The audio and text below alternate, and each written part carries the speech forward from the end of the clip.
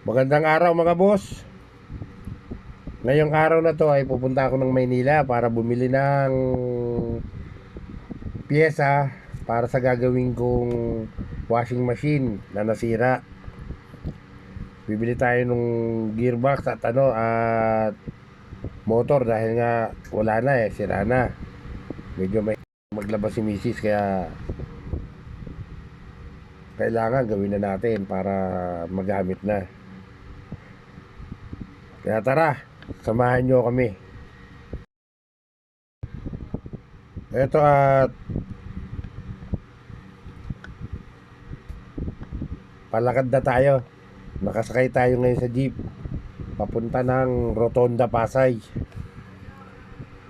Pero bago tayo pupunta ng Maynila dadaan muna ako ng LBC. Yan, kasama ko yung anak ko rito. At ito nga yung jeep na sinasakyan namin. Yan, nasa highway na ako niya mga boss.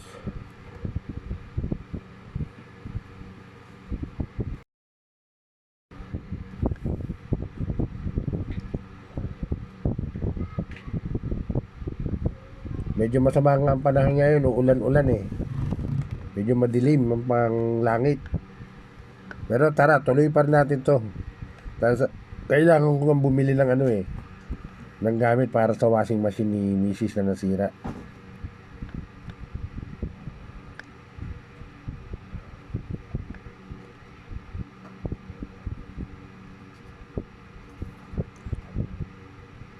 Ayan, medyo basa na nga yung kalsada mga boss dahil nga umulan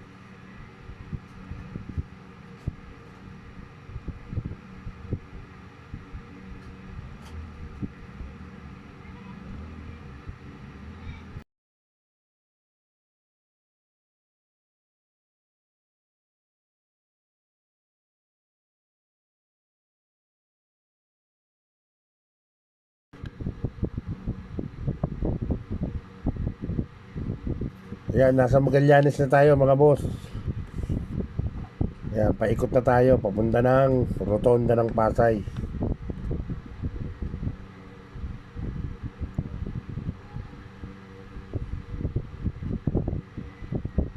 Ito ang EDSA mga boss At ngayon nga ay nakababa na tayo sa jeep.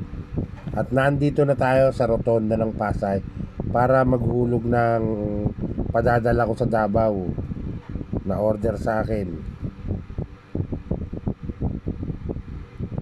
O sa mga o-order sa mga malalayong lugar dyan, ng mga ink, mga tattoo supplies, mag-PM lang sa akin.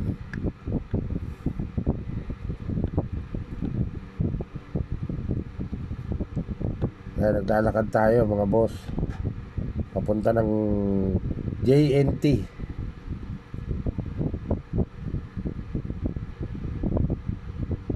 Dahil mas mura yung kung maghuhulog na kayo ng nyo ng padadala nyo sa malalayong lugar dito sa buong Pilipinas, mag JNT na lang kayo, mas mura talaga. Kala ko ang binayaran lang 105 sa JNT, 105 lang, special pa yon.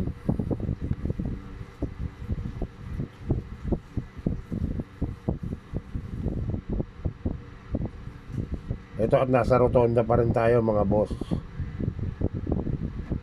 Andito tayo sa may gitna ng Rotonda. Tatawid na tayo. At ito nga, nasundo na rin namin si Mrs. dahil nasa may ginawa siya importante, sinundo natin siya. At nagutom na nga kami. Ito at nagyayang kumain si Mrs. At kumain kami sa sa Chowking. Dahil medyo nakakasawa rin ng Jollibee Chowking muna tayo. Ang in-order ko ito, chowpan lang. Ayan, chowpan lang. Kaya na inano ko lang to, nag-voice na lang ako dahil sa ang daming tugtog, baka makapiright tayo.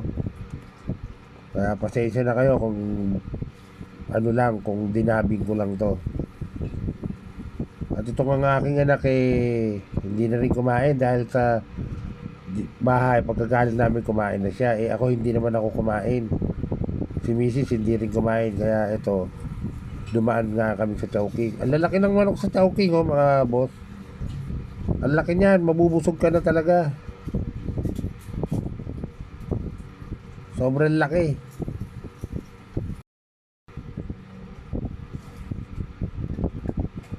Kaya pagkatapos namin kumain yan, papanik kami sa taas. Mag-LRT kami papunta ng Carriedo. Dahil dadaan kami sa Raon at bibili nga kami ng ng gamit ng washing machine, gearbox at yung motor. Sira na. Medyo mahal din pala yan. Ngayon, yung mga magpapagawa ng salamin, kung gusto nyo magpagawa ng salamin, meron din sa Carriedo, mga mura lang. At dadaan tayo doon para makita nyo rin yung mga pagawaan ng salamin dito sa may Carriedo.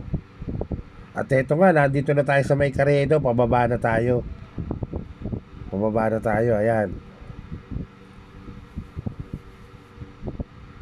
Pababa na tayo nito.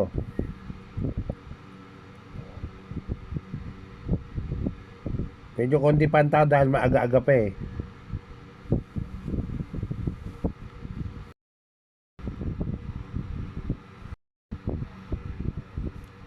Ito, palabas na tayo mga boss. Bale, Carriedo extension to. Station. Carriedo Station.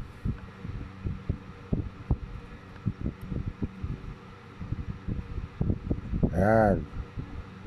Baba na tayo mga boss.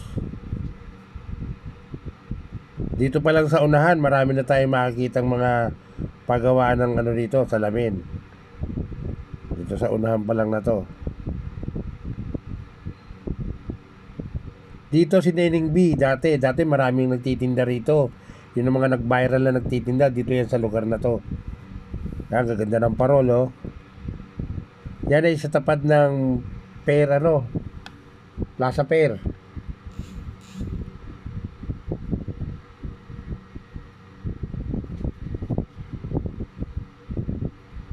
Yan. Lakad-lakad na tayo mga boss para maituro ko naman sa inyo yung mga pagawaan ng salamin dito. Ito ay tapat ng Plaza Fair to. Ngayon dito sa unang kanto, liliko na tayo, kakaliwa tayo. Dito pa lang sa Bukana, marami na tayong makikita. Kung gusto nyong kumain, nagugutom kayo, meron mga nagtitinda rito. Ayan, mga pagkain yan. Marami kayong makakain dito. Ayan. Pero dito sa lugar na to, dito ako nagpapagawa ng salamin. Turo ko sa inyo kung saan ako nagpapagawa. Dito ang salamin dito, may 350, may 399, may 450. Iba-iba, conforme yan sa paggagawa. Yan, dyan ako yan, lugar na yan. Dyan ako nagpapagawa ng salamin. Ayan, pagawaan din ng salamin yan. Kabilaan yan, mga boss. Diretsuhin natin itong lugar na to. Puro pagawaan ng salamin to.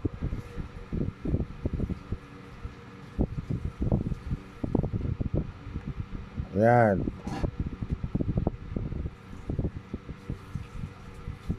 At natatandaan ko pa nga, minsan nag-vlog ako rito noon nawala dito yung mic ko.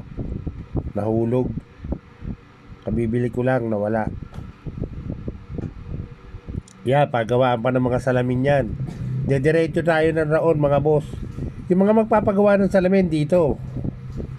Ayan, may 450 o may 399. Conforme sa paggagawa nyo yan. Kaya yung mga magpapagawa ng salamin dito kayo sa Carriedo magpagawa. Murang-mura lang dito.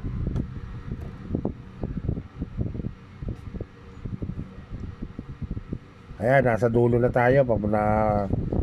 Paraon na tayo. At yung mga bibili naman ng mga ng mga karaoke dito, may marami ring mabibiling karaoke dito mga boss.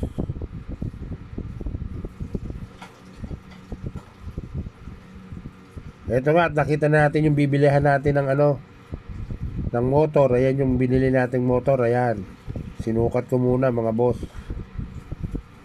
Ayan. Tapos bumili tayo ng ng gearbox. Ayan. Bali ang gearbox, kala ko mura lang 250 ang gearbox. Nakuha ko ng 230. Yung motor, sasabihin sa'yo 750. Nakuha natin ng 700 yan. Medyo tatawa din tayo mga boss. Pero yung kinuha natin, hindi mumurahin na motor dahil ito yung tanso. Kailangan tanso ang kukunin natin. Huwag tayong kukuha ng hindi tanso.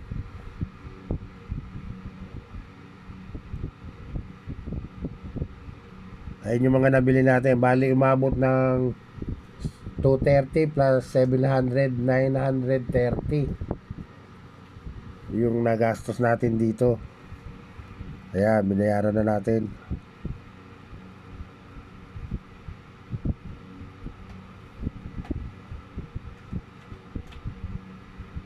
At ito nga, naano pa si Mrs. So medyo natapilok pa yung paa. Medyo pagod na yung paa niya eh.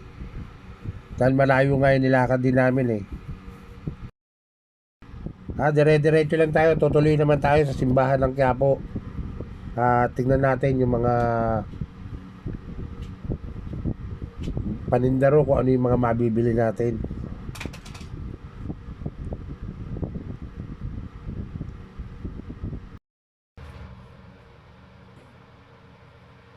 Ito, tuloy tayong papunta na ng simbahan ng Quiapo. Dito sa lugar na to, napakarami kung gusto mong bumili ng karaoke. Andito ang mga pagawa ng karaoke. Yan. Yan, oh. Daming pagawaan dito, mga boss. Gusto nyo bumili, dito na lang kayo pupunta sa Raon. Yan, oh, puro karaoke yan. May maliit, may malaki.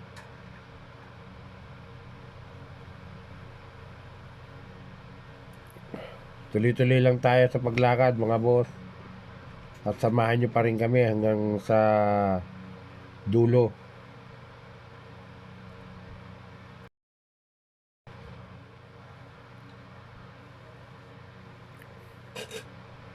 Buti dito sa Maynila hindi umulan. Kasi doon sa Pasay umulan. Dito tuyong-tuyo